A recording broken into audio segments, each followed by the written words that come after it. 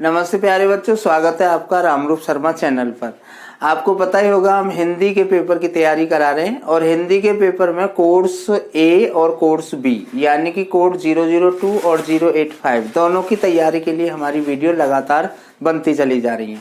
अगर आपने सब्सक्राइब नहीं किया है तो सब्सक्राइब जरूर कर दें, क्योंकि हिंदी के लिए तो है ही, लेकिन साथ ही साथ इंग्लिश की भी तैयारी, इंग्लिश की भी वीडियो आप देख रहे होंगे लगातार पढ़ रही हैं। पहली वीडियो बहुत सारी पढ़ी हुई हैं, सोशल स्टडी की वीडियो बहुत सारी पढ़ी हुई हैं और नई नई वीडियोस आपके सामने तक आएंगी, लेकिन वो तभी संभव होगा जब आप सब्सक्राइब करेंगे और वीडियो को शेयर जरूर करें। मैं हिंदी का जो पहला क्वेश्चन होता है जिसे हम कहते हैं अपठित पाठ, अपठित दो टाइप के होते हैं, एक गद्यांश और एक पद्यांश। तो उसका जो दूसरा क्वेश्चन है पद्यांश या काव्यांश भी जिसे कहते हैं, जो 7 मार्क्स का होता है यानी कि 7 अंक का होता है, उसे आप जरूर करें। आप जरूर ये ध्यान रखें कि हिंदी का पेपर है, हिंदी का पेपर मतलब हमारी मातृभाषा है, मातृभाषा यानी कि हमारी हिंदुस्तान की भाषा है। लेकिन जो अपनी भाषा होती है, जो अपनी होती है, वो थोड़ी सी गड़बड़ कभी भी कर जाती है, ध्यान रखना। हिंदी है, हिंदी में मार्क्स लाना बहुत आसान कभी भी नहीं होता। मार्क्स लाना आसान होता है पर अच्छे मार्क्स लाना आसान कभी भी नहीं होता। तो इसलिए इसे पूरे इंटरेस्ट के साथ मजे लेकर जब तक नहीं पढ़ेंगे, जब तक आप पूरे तरीके से आंसर नहीं दे पाएंगे। मैंने एक अपठित पद्यांश लिखा है यहाँ पर, उसे पढ़िए। धर्मराज यह भूमि किसी की नहीं कृत है दासी, है जन्मना समान परस्पर इसके सभी निवासी। सबको मुक्त प्रकाश चाहिए, सबको मुक्त समीरण, बाधा रहित विकास, मुक्त आशंकाओं से जीवन।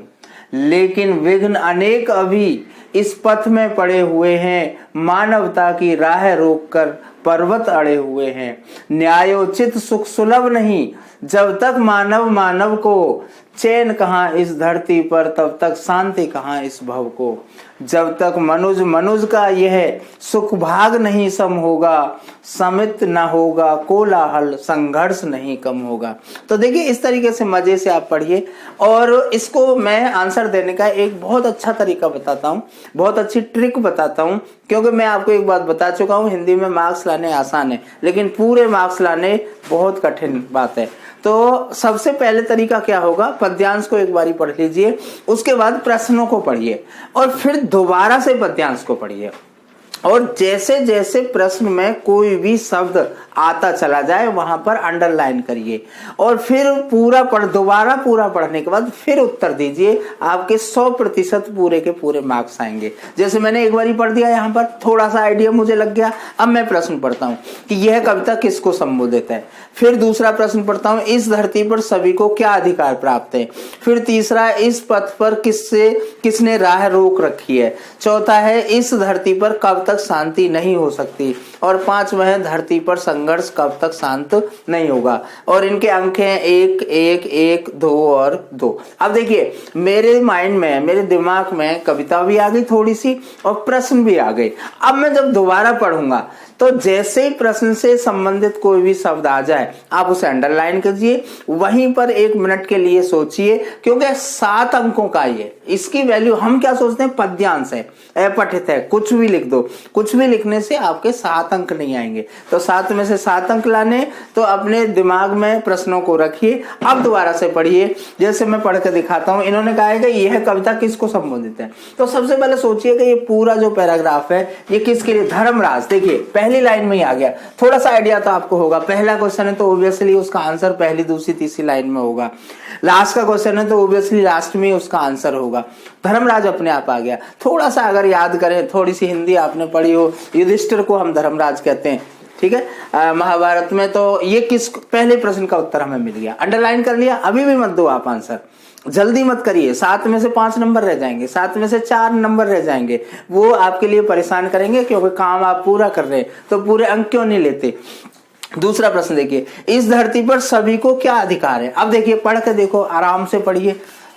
सबको मुक्त प्रकाश चाहिए, सबको मुक्त समीकरण है। तो अब देखिए यहां पर आपको आंसर मिल रहा है।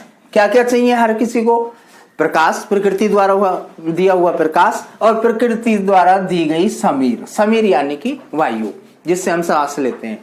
तो दूसरे क्वेश्चन का आंसर लगभग आपका तैयार हो गया। तीसरा, इस पथ पर किसने राह रोक रखी है? किसने रोक रखी है राह? पढ़ के देखिए दोबारा से। बाधा रहित विकास, मुक्त आशंकाताओं से जीवन, लेकिन विघ्न अनेक अभी तक इस पर पथ पड़े हुए हैं। देखो आ गया विघ्न, विघ्न मतलब बाधा। अब बाधा किसकी? मानवता की राह रोककर पर्वत अड़े हुए हैं। मिल गया आपको आंसर। यहां पर थोड़ा सा अंडरलाइन कर लीजिए, कुछ भी अपना इंडिकेशन कर लो। तीसरी चीज, इस धरती पर कब तक शांति नहीं हो सकती? देखो साफ साफ नेक्स्ट लाइन में लिखा हुआ है, मानव न्यायोचित सुख सुलभ नहीं जब तक मानव मानव को। देखिए आपके प्रश्न का उत्तर मिल रहा है। हर मनुष्य को जब तक उसके न्याय के अनुरूप उसका सुख का हिस्सा नहीं मिलेगा, चैन कहां धरती पर, तब तक शांति कहां इस भव को। नेक्स्ट क्वेश्चन का आंसर मिल गया। अब लास्ट में देखिए, धरती पर संघर्ष कब तक शांत नहीं होगा। तो देखिए दोनों प्रश्न लगभग एक जैसे हैं, तो यहां पर गड़बड़ मत कर देना बिल्कुल भी। तो देखिए, जब तक मनुष्य का यह सुख भाग नहीं सम होगा, तो यहीं पर आपका आंसर है। और अगर आप कंफर्म करना चाहते हैं, निश्चित करना चाहते हैं कि यही आंसर है, तो फिर नीचे पढ़ लो, समित ना होगा कोलाहल, संघर्ष नहीं कम होगा। संघर्ष कब तक कम नहीं होगा? देखो संघर्ष शब्द आ गया, संघर्ष शब्द आ गया, संघर्ष शब्द से ही आंसर ले लो, तो परफेक्ट आपके 7 मार्क्स 7 अंक आपको मिल जाएंगे। अब मैं आपको सीधा सीधा आंसर बता रहा हूं, उसे फिर अपने हिंदी में उसे पिरोइए, मतलब सही सेंटेंस बना के उसे लिखिए। जैसे यह कविता किसको संबोधित है? तो यह कविता धर्मराज यानी कि युधिष्ठिर को संबोधित है। परफेक्ट आंसर है, पूरा 1 नंबर आपको मिलेगा। पहले आप जल्दी में कुछ भी लिखते तो भी आपको मेहनत तो आपकी हुई होती, लेकिन आपके पूरे अंक नहीं मिलते। इस धरती पर सभी को क्या अधिकार है? तो यहां हम अंडरलाइन कर ही चुके थे कि सभी धरती पर सभी को 2 चीजों का पूरा अधिकार है जो प्रकृति ने दी हुई है। एक है प्रकाश और दूसरा क्या है? समीर। समीर यानी कि वायु। तीसरा, इस पथ पर किसने राह रोक रखी है? तो पर्वत। लेकिन यहाँ पर्वत लिख के काम नहीं चलेगा।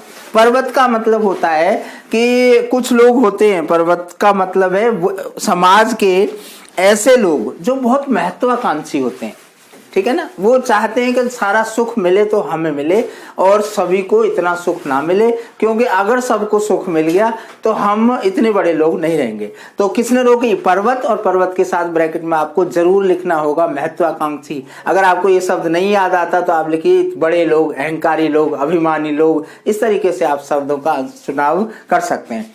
नेक्स्ट जो क्वेश्चन है, इस धरती पर कब तक शांति नहीं हो सकती?